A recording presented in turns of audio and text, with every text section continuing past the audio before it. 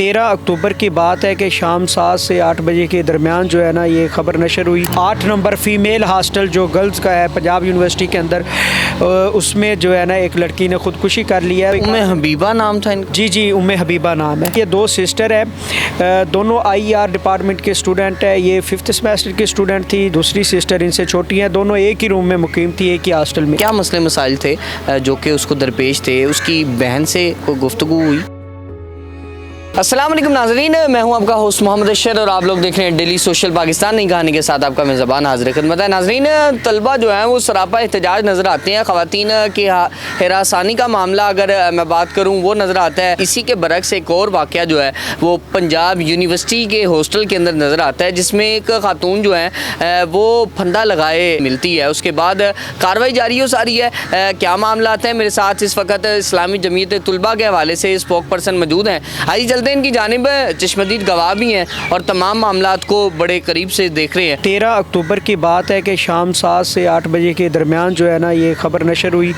पता चला कि 8 नंबर फ़ीमेल हॉस्टल जो गर्ल्स का है पंजाब यूनिवर्सिटी के अंदर, उसमें जो है ना एक लड़की ने ख़ुदकुशी कर लिया है। तो हम वहाँ पर मौके पे पहुँचे हैं, इंतज़ामिया भी गई है, पुलिस भी आई है। ये दो सिस्टर है, दोनों IER डिपार्टमेंट के स्टूडेंट है। ये 5th सेमेस्टर की स्टूडेंट थी, दूसरी सिस्टर इनसे छोटी हैं। दोनों एक ही रूम में मुकीम थी, एक ही हॉस्टल में। तो हुआ कुछ इस तरह है कि ये बड़े वाली सिस्टर ने, जिसने ये ख़ुदकुशी किया है, इसने कहा है कि मेरे सर में दर्द हो रही है 4 बजे के करीब, तो मैं जो है ना रूम में सोने जा रही हूँ। इसका वो रूम अपना नहीं था, जिधर ये अपनी दोस्तों के साथ, सहेलियों के साथ बैठी थी, वो इनका अपना रूम था। ये दूसरी एक और दोस्त के रूम में चली गई हैं। ठीक है।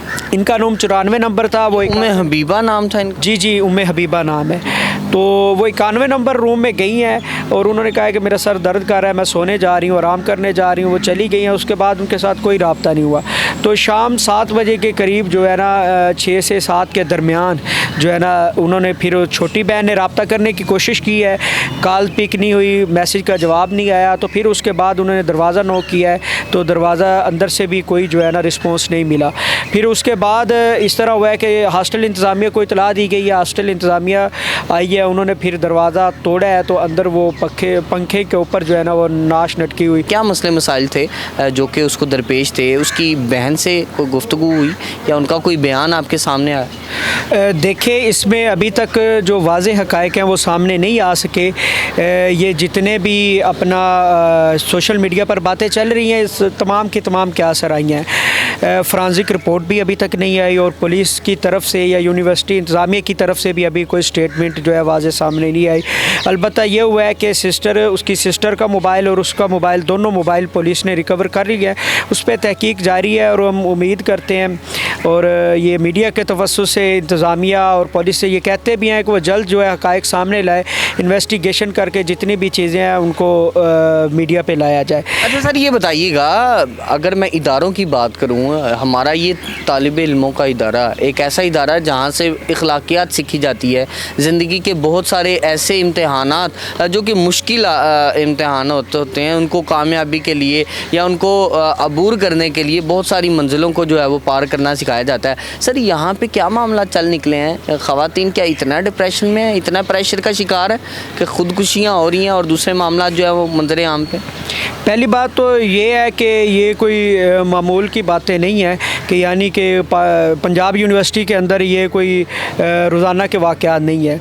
कभी कभार यानी कि कई सालों बाद ये मेरे ख़्याल में ये एक वाक़या पेश आया। पहले भी इससे एक वाक़या मेरे ख़्याल में 2014, 15 या 16 में आया था, वो भी सुसाइड का था फ़ीमेल की तरफ से। तो इसमें देखें, हमारे इदारों का माहौल इस तरह का बन चुका है, हमारा तालीमी सिस्टम इस तरह का नकारा सिस्टम हो चुका है कि इसके अंदर जो है तलबा को काफ़ी सारे मसाइल का सामना है। तलबा हाईलाइट करें किस किस्म के मसाइल? जी मैं बता रहा हूँ। तलबा जो है वो ज़हनी दबाव का शिकार होते हैं, मेंटली डिप्रेस होते हैं, जिसकी वजह से वो फिर इस तरह के कदम जो है उठाते हैं, ख़ुदकुशी की तरफ जाते हैं। लेकिन ये कोई इजी काम नहीं है, ये बड़ा कर्बनाक और मुश्किल काम है। ज़ाहिर है वो उसी को ही पता है होता है वो जिस मुश्किल से गुज़र रहा होता है। तो ये फ़ैकल्टी की तरफ से भी दबाव होता है, ये यूनिवर्सिटी इंतज़ामिया की तरफ से भी होता है, हॉस्टल इंतज़ामिया की तरफ से भी कुछ मसाइल होते हैं जिसकी वजह से एक स्टूडेंट जो है सास स्टूडेंट वो इन मसाइल का शिकार हो जाता है। ये जो सर्कल था इनका उम्मे हबीबा का, बहुत सारी जो दोस्त हैं वो कुछ ना कुछ क्लू दे देती हैं या कुछ ना कुछ ऐसी बात, ऐसे सेंटिमेंट्स जो हैं वो आपके सामने आ जाते हैं फैक्ट्स खुल के कि आप उस पर बात कर सकते हैं। तो अभी तक का जो इनका सर्कल है कोई तफ्शीश हुई है उनसे, कोई उनकी जानिब से कोई बयान सामने आया है? देखिए जो सर्कल से बातें निकलती हैं ना वो हम उनको हकाइक तो नहीं कह सकते, वो डिफरेंट बातें हर ज़बान से जो है मुख्तलिफ बातें जो है ना सामने आई हैं। इंसान ज़ाहिर बात है शेयर करता है अपने सर्कल जोन से। जी जी बिल्कुल, वो मैं यही बात कह रहा हूँ कि वो डिफरेंट बातें आई हैं, वो कोई एक बात वाज़ेह बात नहीं आई। इसमें कोई फ़र्द वाहिद का भी मामला हो सकता है। जिस तरह का हमारी यूनिवर्सिटी का माहौल है तो लड़कियाँ फ़ीमेल एक दूसरे के साथ अटैचमेंट हो जाती है, तो ये किसी फ़र्द वाहिद का मामला भी हो सकता है। लेकिन ये उनके मोबाइल से या उनके फॉरेंसिक रिपोर्ट से या उसकी बहन से या वो जल्दी जो है ना इंशाल्लाह पता चल जाएगा। अभी आप कानूनी तौर पे इसकी पैरवाई करवाना चाहते हैं और आप चाहते हैं कि क्या तहकीकातों के हकीकत में हकाइक पे मबनी हॉस्टल में हुआ क्या, मामला क्या? देखिए अशर भाई, एक तो ये है कि उनके वालिदैन इस चीज़ को परस्यू नहीं करना चाहते, वो तो वहीं पे मामला वाइंड अप हो गया। लेकिन हॉस्टल की जिम्मेदारी भी है। दूसरी बात ये है कि ये वाक़या पेश क्यों आया, इसकी तहकीकात होनी चाहिए। और अगर कोई फ़र्द वाहिद है या कोई इदारा या फैकल्टी या यूनिवर्सिटी की तरफ से प्रेशर है तो इसकी तहकीकात भी होंगी इंशाअल्लाह और जल्द जो है वो हक़ाइक़ सामने लाए जाएंगे। इस हवाले से जो है इस्लामी जमीयत तलबा पुलिस के साथ, यूनिवर्सिटी इंतज़ामिया के साथ मुसलसल राब्ते में है। मैं ख़ुद मीटिंग्स कर चुका हूँ और ये जल्दी ये चीज़ें सामने लाई जाएंगी और वाक़ई सज़ा दी जाएगी। जी, इसके सद्देबाब के लिए जो है ना वो इक़दाम भी उठाए जाएंगे। अब आपने बात की है करार वाक़ई सज़ा के लिए, वो तो उनकी खुदकुशी है।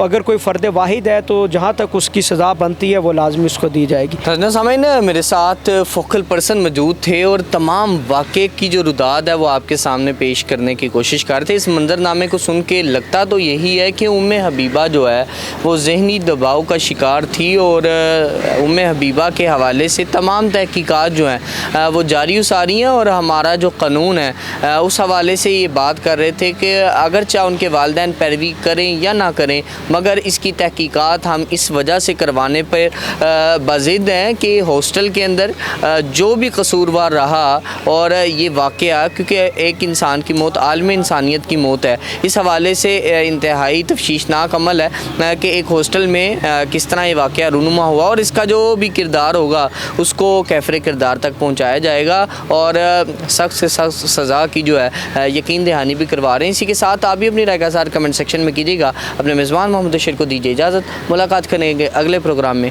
अल्लाह निगहबान।